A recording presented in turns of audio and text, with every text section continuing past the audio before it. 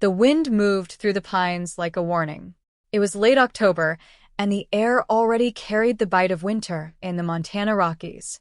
My wife Elena and I had come to the cabin at Shadow Ridge to disappear for a while.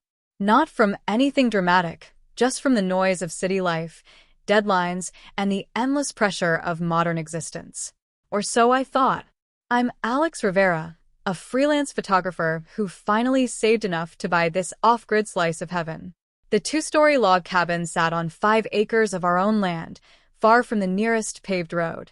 No neighbors for miles. Just us, the trees, and the quiet we both desperately needed. Elena had been tense lately. She worked in federal law enforcement, something she rarely discussed in detail, and I never pushed her on. After 12 years of marriage, I'd learned that some parts of her job stayed locked behind secure doors. I respected that. She was brilliant, methodical, and carried a stillness that made people listen when she finally spoke. The trouble started with a letter.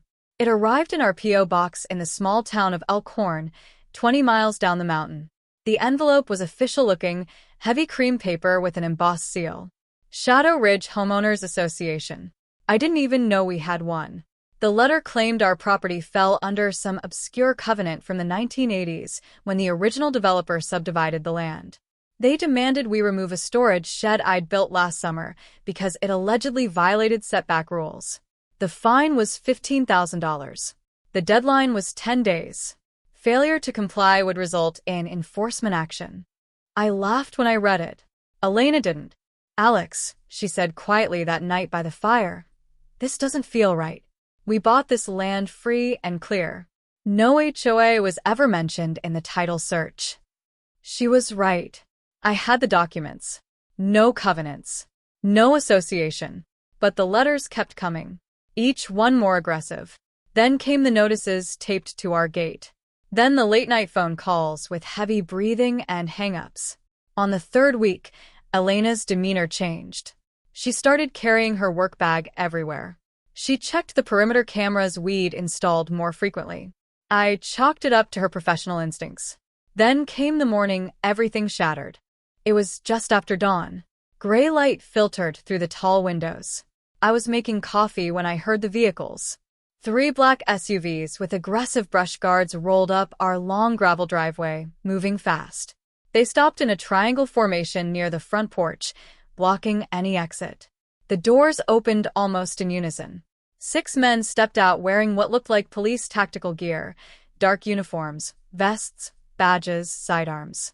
One carried a battering ram. They moved with practiced confidence, like they'd done this before. The leader was a stocky man in his 40s with a shaved head and a thick neck. His badge read, HOA Enforcement Division, Captain R. Harlan. I'd never heard of such a thing. Elena appeared beside me at the window. Her face was calm, but I knew that look. She was in work mode. "Stay inside," she said softly. "Record everything." I grabbed my camera and started filming through the window as the men approached the porch steps. Captain Harlan's voice boomed through a megaphone. "Elena Rivera, this is Shadow Ridge HOA Enforcement. We have a warrant for your arrest on charges of criminal property violations, obstruction, and assault on an enforcement officer. Come out with your hands visible." I nearly dropped the camera. Assault? We hadn't even spoken to these people. Elena stepped onto the porch wearing jeans, a thermal shirt, and her dark hair pulled back. She looked completely unafraid. "You're on private property," she said, voice steady and clear. "You have no jurisdiction here. Leave immediately." Harlan laughed. "Lady, we are the authority out here. You ignored every notice. Now you're coming with us." 2 of his men started moving toward the steps, with zip ties ready. Another positioned himself near the door with the battering ram. That's when Elena did something I'll never forget. She reached into her back pocket and pulled out a thin black wallet. With a practiced flick, she opened it and held it high. The gold badge caught the morning light. Even from the window, I could see the federal seal.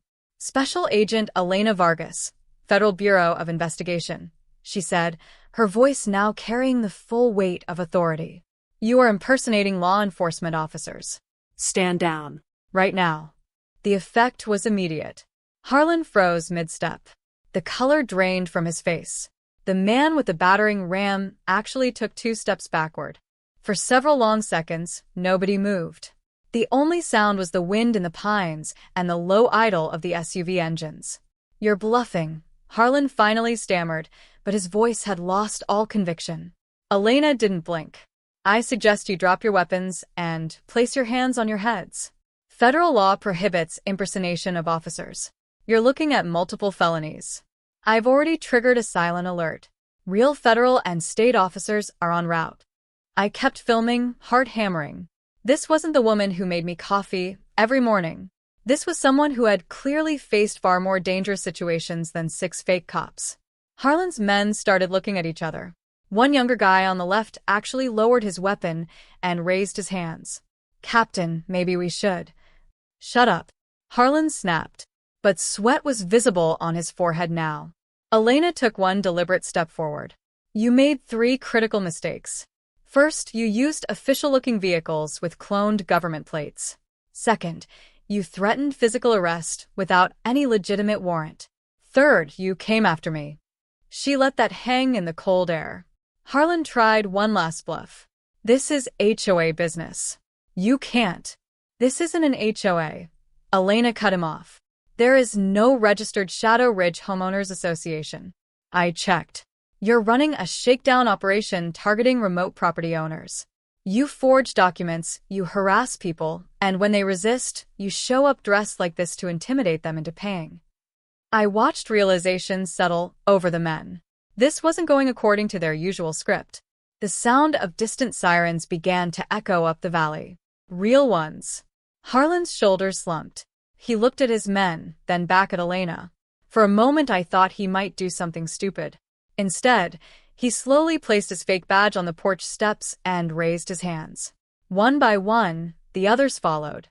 What followed was a masterclass in professional law enforcement.